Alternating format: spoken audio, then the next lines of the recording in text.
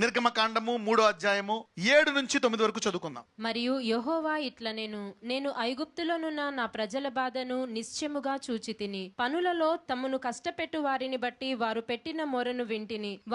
వారి దుఃఖములు నాకు తెలిసేయున్నవి. ఎప్పటి నుంచో తెలుసు ఆయనకి, ఇప్పుడు పెడుతున్నారా? 400 సంవత్సరాల నుంచి వాళ్ళ దాసులు. కానీ ఎప్పుడైతే వారి హద్దులు దాటిపోయి తట్టుకోలేని పరిస్థితి వచ్చిందో నీ విడుదల సమయం వచ్చింది. కాబట్టి ఐగుప్తుల చేతిలో నుండి వారిని విడిపించుటకును ఆ దేశములో నుండి విశాలమైన ఆగండి, కాబట్టి అనండి. అంటే కష్టాలు పెరిగిపోతే దాని పక్కనే ఉంది, దెర్ ఈస్ ఎ కాబట్టి బిసైడ్ యువర్ కష్టాలు. If you don't know this you will be in trouble. కాబట్టి ఐగుప్తీయుల చేతిలో నుండి వారిని విడిపించుటకు ఆ దేశములో నుండి విశాలమైన మంచి దేశమునకు a problem is also a time to shift you. It is also a shifting season. Your big problematic season is a shifting season. నా గొప్ప కష్టాల కాలము నా జీవితాన్ని మార్చే కాలము, నా సమయాన్ని మార్చే కాలము, నా ఆశీర్వాద ఆరంభ కాలము.